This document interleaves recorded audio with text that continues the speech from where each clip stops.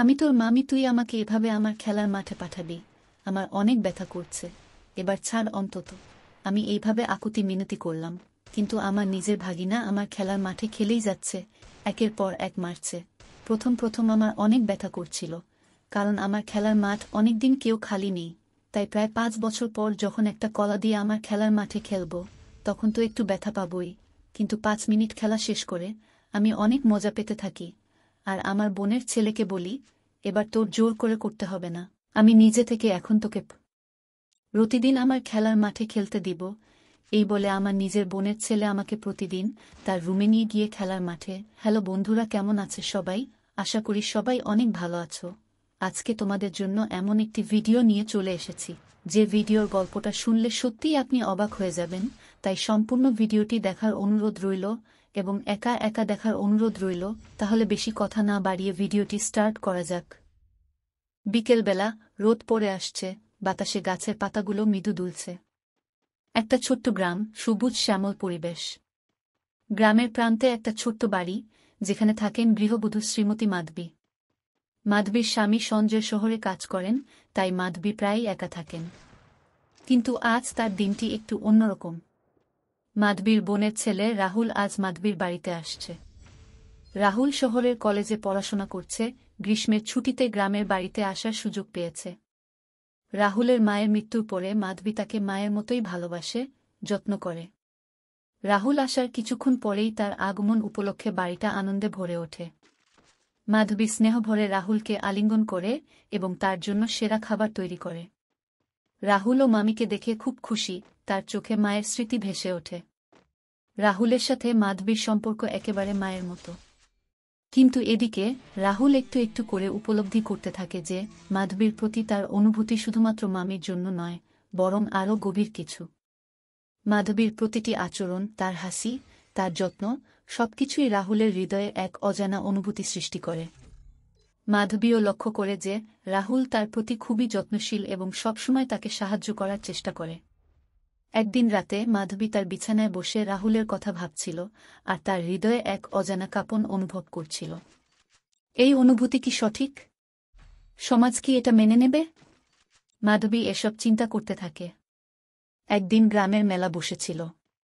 রাহুল এবং মাধবী একসাথে মেলায় গেল। সেখানে নানা রকম খেলনা, খাবার এবং বিভিন্ন বিনোদনের ব্যবস্থা ছিল। রাহুল আর মাধবী মেলায় ঘুরতে ঘুরতে অনেক সময় কাটাল। হঠাৎ বৃষ্টি শুরু হল। তারা দ্রুত একটি দোকানের নিচে আশ্রয় নিল। ভিজে গিয়েছিল মাধবীর শাড়ি। রাহুল নিজের শার্ট দিয়ে মাধবীকে রক্ষা করার চেষ্টা করল। এই মুহূর্তে মাধবীর চোখে রাহুলের প্রতি গভীর ভালোবাসার ঝলক দেখা গেল। রাহুল ও মাধবীর চোখে এক অদ্ভুত আকর্ষণ দেখল। বৃষ্টির মধ্যে সেই মুহূর্তটা যেন তাদের দুজনকে একে অপরের আরও কাছে নিয়ে এল। রাতের বেলা রাহুল তার বিছানায় শুয়েছিল, কিন্তু তার মন মাধবীর চিন্তায় বিভোর।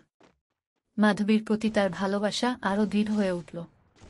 মাধবীও নিজের অনুভূতিকে অস্বীকার করতে পারছিল না। কিন্তু সমাজের নিয়ম, সম্পর্কের বাঁধন, সবকিছুই তাকে দ্বিধায় ফেলে দিচ্ছিল। মাধবী একদিন রাহুলকে ডেকে নিয়ে বলল, রাহুল, তুমি আমার কাছে খুব প্রিয়। কিন্তু আমাদের সম্পর্ক কি এইভাবে বদলাতে পারে? আমরা কি সমাজের নিয়ম ভেঙে একে অপরকে ভালোবাসতে পারি?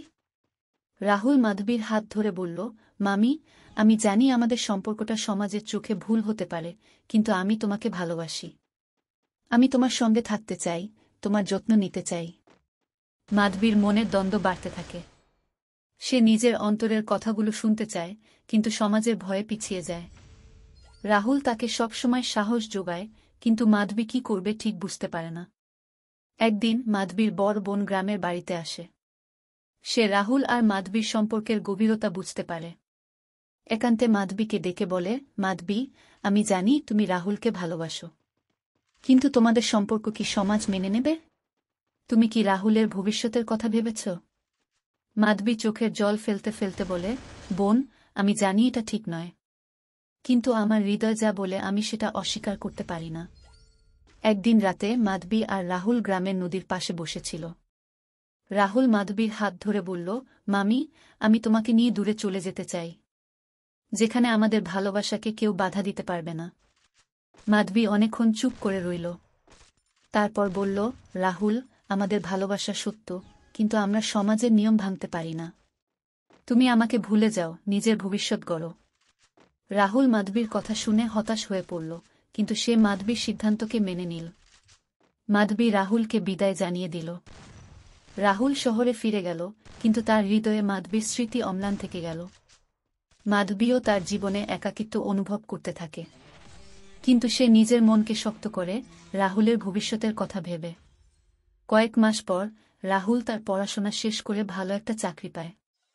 সে মাধবীকে খবর দেয় এবং বলে, মামি, আমি আজ যা হয়েছি সব তোমার জন্য। তোমার ভালোবাসা আর স্নেহ আমাকে সবসময় শক্তি দিয়েছে। মাধবী রাহুলের কথা শুনে চোখের জল ফেলল। সে বুঝতে পারল তাদের ভালোবাসা সমাজের নিয়ম মেনে পূর্ণ হতে পারেনি, কিন্তু তারা একে অপরকে জীবনের পথে সাহস আর প্রেরণা দিতে পেরেছে। মাধবী রাহুলের সফলতায় খুশি হয়। সে রাহুলের নতুন জীবনের জন্য প্রার্থনা করে। রাহুলও মাধবীর প্রতি গভীর শ্রদ্ধা আর ভালোবাসা রেখে নিজের জীবনে এগিয়ে যায়। মাধবী তার গ্রামেই থেকে যায়, কিন্তু তার হৃদয়ে রাহুলের প্রতি ভালোবাসা আর স্মৃতি অম্লান থাকে। রাহুলও শহরের ব্যস্ত জীবনের মাঝে মাধবীর স্মৃতিকে আঁকড়ে ধরে এগিয়ে যায়।